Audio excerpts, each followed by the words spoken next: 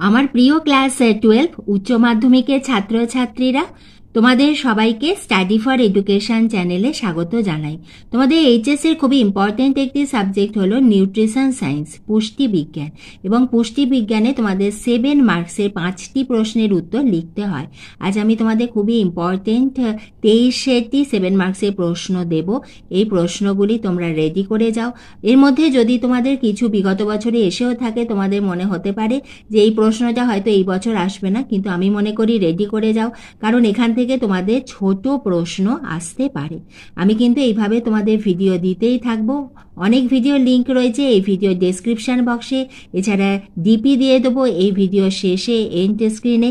সেখানে ক্লিক করলেও তোমরা তোমাদের নিউট্রিশন সায়েন্স, বায়োলজি এবং ইম্পর্টেন্ট তোমরা আরও কী কী বিষয়ে ভিডিও চাইছো অতি অবশ্যই আমাকে কমেন্ট বক্সে লিখে জানিও। আমি যদি সেই ভিডিওটি করা থাকে তার লিংক আমি তোমাদের দিয়ে দেব। এছাড়া যদি না থাকে আমি সেই ধরনের ভিডিওই তোমাদের করে আমি দেবো, কারণ আমি এবং আমার চ্যানেল সবসময় রয়েছি তোমাদের সাথে, তোমাদের পাশে, যাতে তোমাদের রেজাল্ট খুব ভালো হয়। এইভাবে আমি তোমাদের ভিডিও দিতেই থাকবো। তুমি যদি চ্যানেলে নতুন হয়ে থাকো, চ্যানেলটি সাবস্ক্রাইবের সঙ্গে বেল আইকনটা প্রেস করে দিয়ে স্টাডি ফর এডুকেশনের বন্ধু হয়ে যেও। তাহলে এসো আমরা দেখে নিই তোমাদের পুষ্টি বিজ্ঞানের গুরুত্বপূর্ণ প্রশ্নগুলি।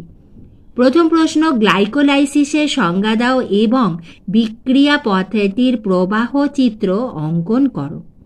দ্বিতীয় প্রশ্ন, রেফারেন্স ম্যান ও রেফারেন্স ওম্যানের মধ্যে সংজ্ঞা দাও বা এর মধ্যে পার্থক্য লেখো। মৌল বিপাকীয় হার BMR এর পরিবর্তনের জন্য দায়ী কারণগুলি লেখো।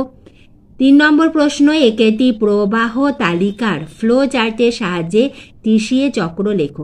অর্থাৎ তোমাদের যে চক্রগুলি রয়েছে সেগুলো এমনি তোমাদের ডায়াগ্রাম আসতে পারে, অথবা অনেক সময় ফ্লো চার্টও এসে থাকে। 4 প্রশ্ন, একটি জলখাবারে 425 কিলো ক্যালোরি, 15 গ্রাম প্রোটিন ও 58 গ্রাম শর্করা আছে, এতে উপস্থিত ফ্যাটের পরিমাণ নির্ণয় করো। 5 প্রশ্ন, একজন মধুমেহ রোগীর খাদ্য পরিকল্পনা সম্পর্কে আলোচনা করো। 6 প্রশ্ন, মায়ের অপুষ্টি গর্ভস্থ ভ্রূণকে কিভাবে প্রভাবিত করে? একজন প্রসূতি মায়ের পুষ্টির প্রয়োজনীয়তা কী? 7 নম্বর প্রশ্ন, মাছ সংরক্ষণে বাণিজ্যিক পদ্ধতিগুলি আলোচনা করো। 8 প্রশ্ন, দুগ্ধ সংরক্ষণে বাণিজ্যিক পদ্ধতিগুলি আলোচনা করো। 9 প্রশ্ন, দুধের পাস্তুরাইজেশন বলতে কি বোঝো? কাঁচা দুধে উপস্থিত দুটি অণুজীবের নাম উল্লেখ করো। পাস্তুরাইজেশনে বিভিন্ন পদ্ধতিগুলি আলোচনা করো, এটা খুবই ইম্পর্টেন্ট। কোলোস্ট্রাম ও পরিণত দুধের মধ্যে পার্থক্য কি? 11 নম্বর প্রশ্ন, মাতৃদুগ্ধের অনাক্রম্যতাজনিত সুফল সম্বন্ধে আলোচনা করো।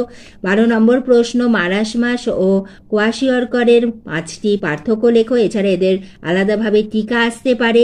আলো আধারী পরীক্ষাটি কি? 13 নম্বর প্রশ্ন, PFA আইন কি? এই আইন অনুসারে ভেজাল কারকের শাস্তি কি?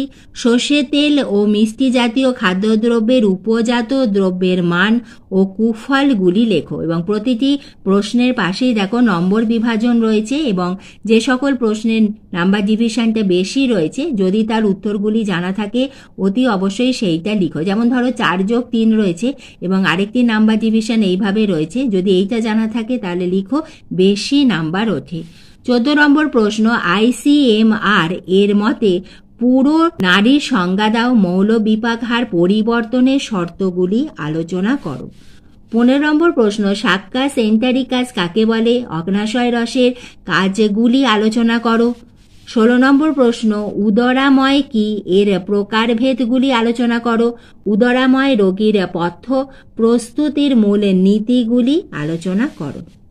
17 নম্বর প্রশ্ন, হু ও FAO এর সংক্ষিপ্ত টিকা লেখো। অরনিতিন চক্রের প্রবাহ পথ দেখাও। 2টি জাতীয় পুষ্টি প্রকল্পের নাম উদাহরণ ব্যাখ্যা করো। আন্ত্রিক রসের উৎস, উপাদান ও কাজগুলি আলোচনা করো। পরবর্তী প্রশ্ন, মাতৃদুগ্ধে কি কি অনাক্রম্যতা জনিত রোগ প্রতিরোধক উপাদান আছে তা লেখো। স্তন্যদাত্রী মায়ের খাদ্য তালিকা প্রস্তুত করো। 22 নম্বর প্রশ্ন, অপুষ্টি জনিত রক্তাল্পতার কারণ ও পরিণতি কি?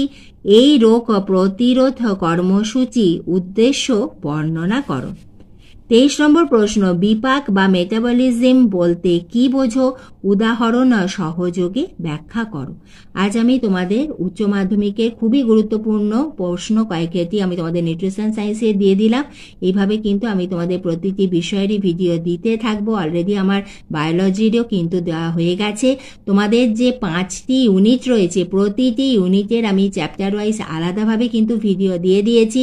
তার কয়েকটা ডিপি আমি তোমাদের দিয়ে দেবো এই ভিডিও শেষে। লিঙ্ক পেয়ে যাবে ডেসক্রিপশন বক্সে। এছাড়া তোমরা যদি স্টাডি ফর এডুকেশন চ্যানেলে যাও এবং সেখানে তোমাদের এইচএস 2025 বায়োলজি বলে সার্চ করো, সেখানেও পেতে পারো। তাতেও যদি অসুবিধা হয় আমাকে কমেন্ট বক্সে লিখে জানাও, আমি তার লিঙ্ক তোমাদের দিয়ে দেবো। ভিডিওটি এতটুকু ভালো লাগলে, উপকারে এলে একটা লাইক করে দিও, বন্ধুদের শেয়ার করে দিও।